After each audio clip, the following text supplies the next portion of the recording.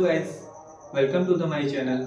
और आज मैं अपना एक नया वीडियो आप लोग के सामने लाना चाह रहा हूँ।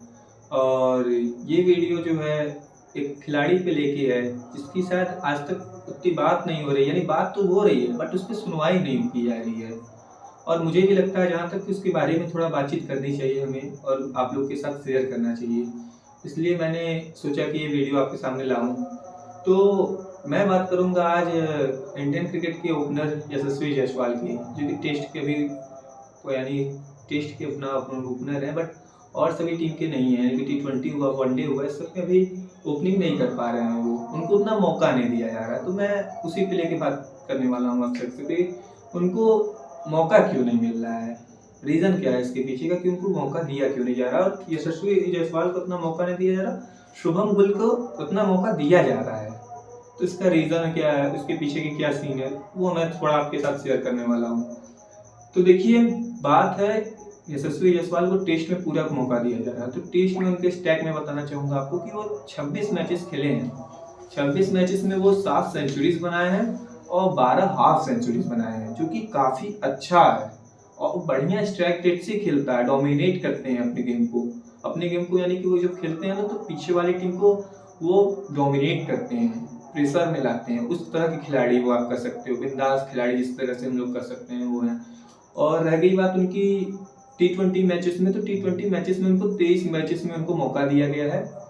इसमें उस बंदे ने 23 मैचेस में 700 कुछ रन बनाए हैं और एक सेंचुरी है और 7 हाफ सेंचुरी है, वो भी स्ट्राइक रेट 164 के साथ है। स्ट्राइक रेट 164, ये बहुत बड़ा मेंटेन करना रहता है कि स्ट्राइक रेट आपका कैसा है T20 में, ये देखा जाता है। तो भाई स्ट्राइक रेट तो उसकी बहुत बेटर है शुभम गिल से।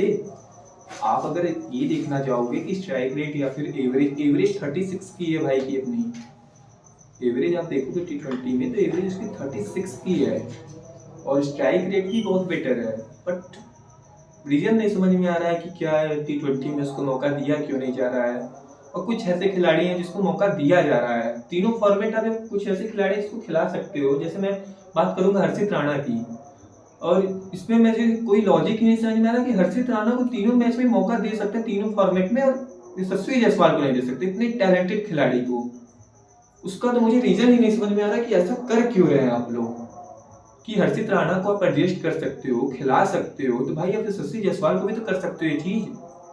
उसमें क्या है, आप एक मैच मौका तो दो उस बंदे को। भाई टेस्ट में वो खेला, ओडीआई में उसको एक मैच बस खिलाया गया है। How is this possible? सोचो तो कैसे ये चीज रियलिटी है ओडीआई में, जबकि उसको और मौके देने चाहिए। जब बंदा टेस्ट खेल सकता है तो ओडीआई तो ऑब्वियस सी बात है खेलेगा ही खेलेगा। जब जो बंदा टेस्ट बढ़िया खेल सकता है तो ओडीआई उसकी फिक्स है कि अच्छा खेलेगा। आप शुभम गिल को हर मैच में खिला रहे हो, हर मैच में चला रहे हो कि चल रहा बढ़िया कर रहा, कैप्टनसी भी आप कैप्टनसी दे रहे हो। कैप्टनसी का आगे लॉजिक नहीं समझ में आ रहा है कि आपको कैप्टनसी ओडीआई में कैसे दे सकते हो आप। चलो ठीक है, टेस्ट में मैं मान रहा हूँ, टेस्ट में शुभम गिल बेटर है, बढ़िया है, मैं मान रहा हूँ, लेकिन आप ओडीआई में लॉजिक नहीं समझ। रोहित शर्मा की जगह आप उनको दे कैसे सकते हो? मुझे तो नहीं समझ में आ रहा है इस चीज का कि कोई लॉजिक इनका बनना हो। और रह गई बात यशस्वी जायसवाल की, तो यशस्वी जायसवाल बहुत बेटर खिलाड़ी है। जिस तरीके से उसका स्टैक है ना, बहुत बेटर। और आने वाले फ्यूचर में सबका यानी कहना और मेरा भी कहना है कि वो रोहित शर्मा विराट कोहली की बराबरी करने वाला खिलाड़ी है। और उसके ऊपर इतना फर्क नहीं पड़ता है, वो उतना नहीं सोचने जाएगा कि क्या मुझे मौका नहीं मिल रहा, मुझे दिए नहीं जा रहा, क्योंकि वो बंदा पहले से ही बहुत स्ट्रगल से आया है। और जो स्ट्रगल करके जाता है ना, आगे बढ़ता है ना, जो ऊपर जाता है स्ट्रगल करके, उसको नीचे गिरने का कभी डर नहीं रहता है, क्योंकि वो जानता है कैसे ऊपर जाना है फिर।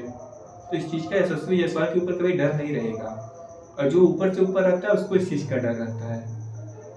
और रह गई बात शुभम गिल की, तो मेरे हिसाब से इंडिया हमको विराट कोहली बनाने वाली है। और विराट कोहली देखो, बस विराट कोहली ही रह सकता है। एक कहा जाता है ना, अपने कहावत कही गई कि न भूतो न भविष्य की, ये रावण ने कही थी कि न मेरे जैसा वर्तमान यानी भविष्य में नहीं हो सकता है, न भूतकाल में हो सकता है।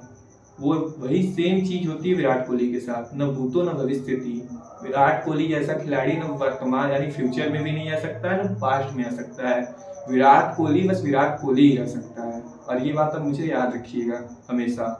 और शुभम गिल को आप स्टार बनाओ, उसकी कोई बात नहीं है, बट अगले खिलाड़ी को भी तो यार मौका दो, उसकी तो आप करियर खा रहे हो जो, ये तो गलत होता है। और रियलिटी एक है कि अब सच में इंडिया के इसमें पॉलिटिक्स आ रहा है। और इसी के साथ छोड़िए गाइस, मैं अपना ये वीडियो को अंत करता हूँ। जैसा भी लगे आपको वीडियो, अच्छा लगेगा तो लाइक करिएगा, नहीं तो जो है वो सही है ये। ठीक है गाइस, बाय। भाई 2-3 चीज़